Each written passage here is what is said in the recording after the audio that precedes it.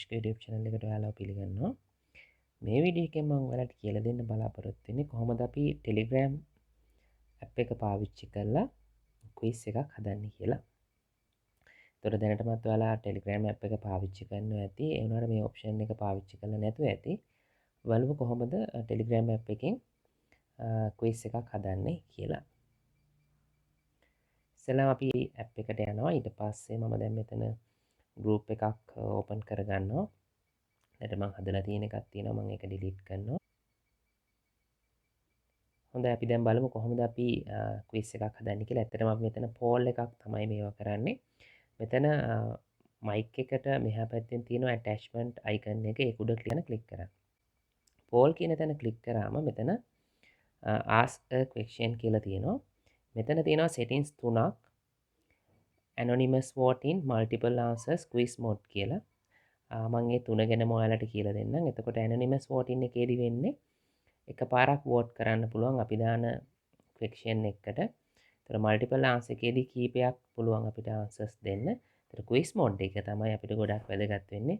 ඒතර මේක හරහා අපිට පුළුවන් ශිෂ්‍යයන්ට උනත් මොකක් හරි ප්‍රශ්නයක් දාලා ප්‍රශ්න කීපයක් දාලා දැන් අපි අර Google වල quizzes හදනවා වගේ මේකෙත් අපිට පාවිච්චි කරලා quizzes හදලා යවන්න පුළුවන්. හරි ඉස්සෙල්ලා මම ඔයාලට anonymous voting එකක් කරලා පෙන්නන්න. ඒතර අපිට ප්‍රශ්නයක් අහන්න පුළුවන්. right මම type කරන්න what is the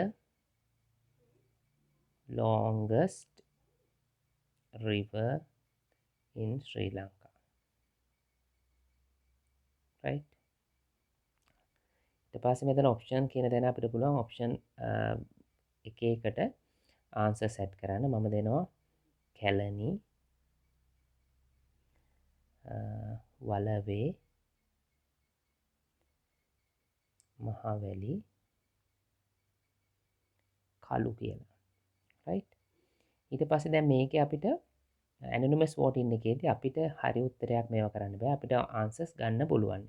දැන් මම මෙතන create කියන තැන click කරාම මේ විදිහට poll එක add වෙනවා. ඒතකොට අපිට මේක share කරගන්න පුළුවන් students ලත් එක්ක. හොඳයි දැන් අපි quiz එක හදලා තියෙන්නේ anonymous voting එකේ.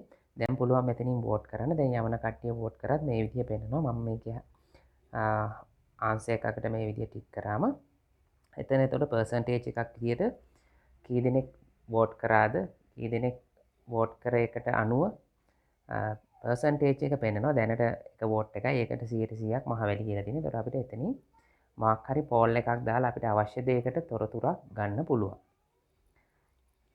හොඳයි අපි ඊළඟට බලමු multiple answer poll එකට යනවා. ඊට පස්සේ ඒ ප්‍රශ්නයම මම දෙනවා what is the longest river in Sri Lanka? right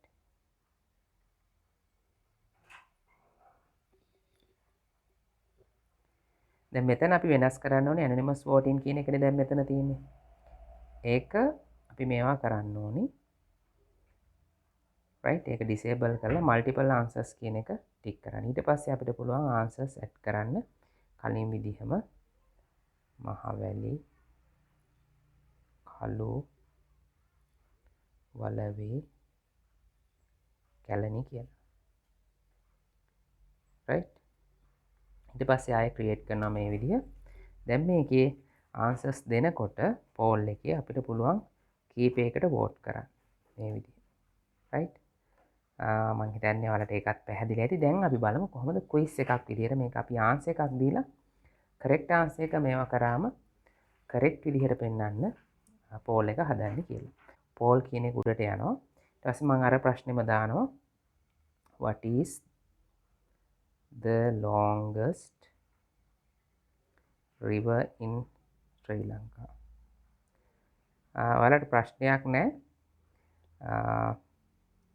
Sinhala පාවිච්චි කරන්න උනත් පුළුවන් ප්‍රශ්න හදනකොට ඒක ගැටලුවක් නෑ.